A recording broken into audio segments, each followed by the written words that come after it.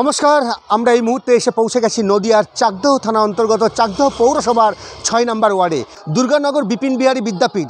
এই বিদ্যাপীঠের ঠিক একদম দেওয়াল ঘেঁষা আপনারা দেখতেই পাচ্ছেন যে এখানে রয়েছে এক জঞ্জালের স্তূপ, চাকদহ পৌরসভার জঞ্জালের স্তূপ।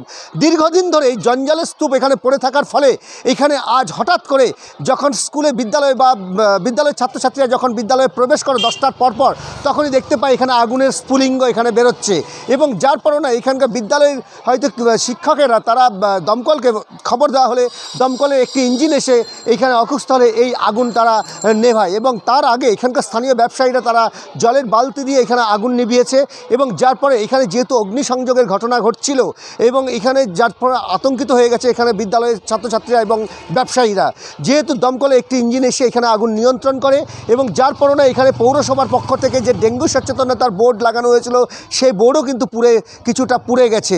তা আমরা দেখাবো এবং এখানকার ব্যবসায়ীরা কি বলছে আপনারা তুলে ধরবো এই বাংলার সংবাদে।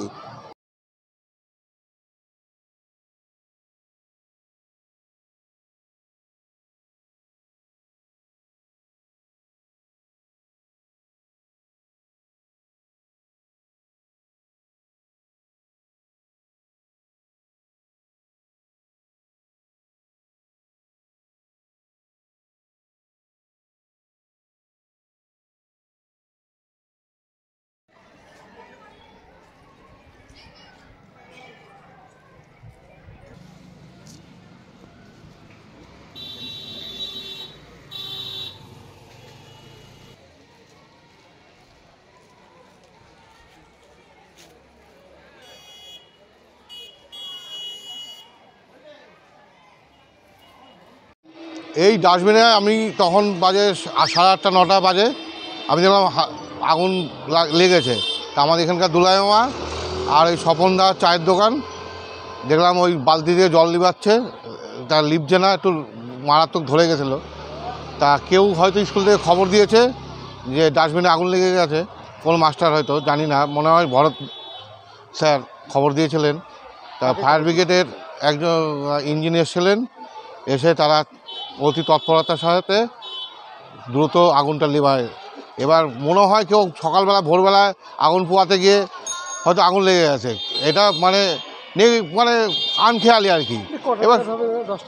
এবার ভোরবেলা এখন কয়টা নাগাদ তারা আগুন পুড়িয়েছে সেটা তো আমি বলতে পারছি না। মানে দেখা গেছে মারাত্মকভাবে 10টা নাগাদ। হ্যাঁ, এইটা হচ্ছে মেন ব্যাপার। আস্তে আস্তে আসছে তখন, এই হচ্ছে ব্যাপার। আপনার নাম দাদা? আমার নাম শ্যাম সমদ্দার। এখানে কি দোকানদার? হ্যাঁ। জঞ্জাল নির্দিষ্টভাবে তো ফেলার জায়গা শহরে নেই, যার জন্যে আমরা বিকল্প ওখানে সমস্তপুর এই মৌজাতে জমিতে আমরা পুরোদমেই কাজ চলছে।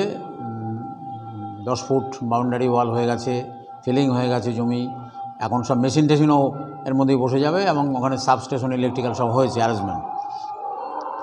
এবং যে রাস্তা নিয়ে ওদের বিতর্ক যে এখান থেকে যাওয়া যাবে না কামালপুর, আমরা সেটাকে অ্যাভয়েডই করেছি। আমরা ভিতর দিয়ে আরেকটা রাস্তা মুখ্যমন্ত্রী তিনি বরাদ্দ করেছেন 2,70,00,000 টাকা, মানে ব্রিক মানে ইট দিয়ে পেপার ব্লক একটা রোড হচ্ছে।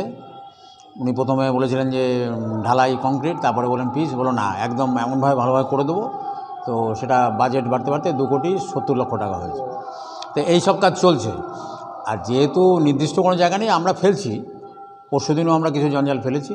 এই যেমন থানার মোড়ে স্তূপ ছিল, বসন্ত কুমারীর সামনে, আমাদের ওই মণিমেলার একটু আগে ওখানটায়, আবার আজকে কি কালকের মধ্যে আবার তুলবে। এবার ওইখানে যেটা আছে, হ্যাঁ, ওটাও এর মধ্যে তুলে নেবো, তুললে প্ল্যানও আছে। কিন্তু আগুনেরা ইচ্ছাকৃত কেউ করেনি, আমার মনে হয় হয়তো বিড়ি ফিড়ি খেয়ে যেটা হয় ফেলেছে।